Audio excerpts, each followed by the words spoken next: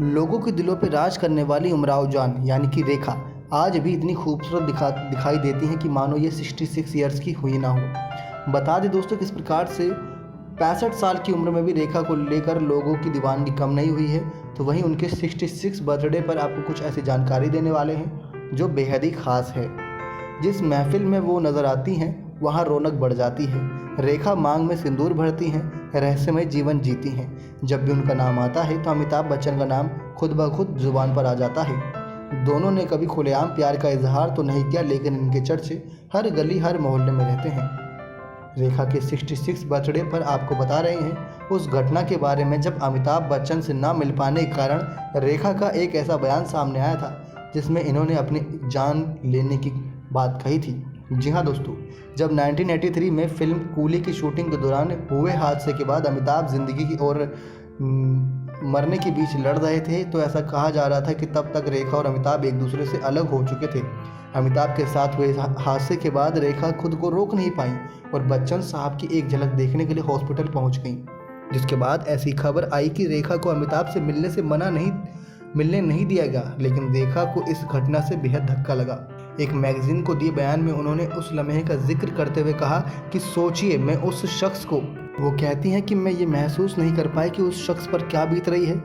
मुझे मरने मंजूर थी, यानी कि मुझे निधन मंजूर थी, पर बेबसी का यह एहसास नहीं। निधन भी इतनी बुरी नहीं होगी जितनी ये एहसास है। इस बयान से साफ था कि अलग होने के बावजूद रेखा के दिल में अमिताभ के लिए प्यार कम नहीं हुआ था। वहीं अमिताभ ने इस रिश्ते की बात से हमेशा नकारा। उनके मुताबिक तो रेखा बस उनकी को स्टार थी, इससे ज़्यादा कुछ नहीं। लेकिन आपको बता दें कि रेखा का जन्म 10 अक्टूबर 1954 को चेन्नई में हुआ था।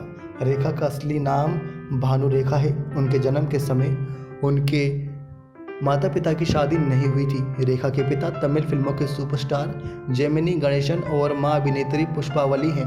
उनके पिता ने उनके बचपन में उन्हें अपनी संतान के रूप में स्वीकार नहीं किया था।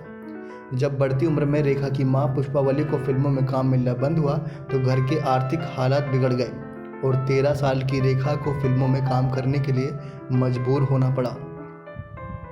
रेखा ने 1969 में अपनी मां के साथ हिंदी फिल्मों में किस्मत आजमाने मुंबई आ गई। रेखा की पहली डेब्यू फिल्म अनजाना सफ़र थी, जिसमें उनके अपोजिट हीरो विश्वजीत थे, जो इनकी करियर की टर्निंग पॉइंट साबित हुई। और ये फिल्म किसी कारण बस उस वक्त रिलीज़ नहीं हो पाई, लेकिन 8 साल बाद किसी और टाइटल के साथ ये फिल्म रिलीज़ हुई। तो रेखा की पहली हिंदी रिलीज़ थी सावन भादो। अपने 45 साल के करियर में रेखा करीब 180 से ज़्यादा फिल्मों में काम कर चुकी हैं।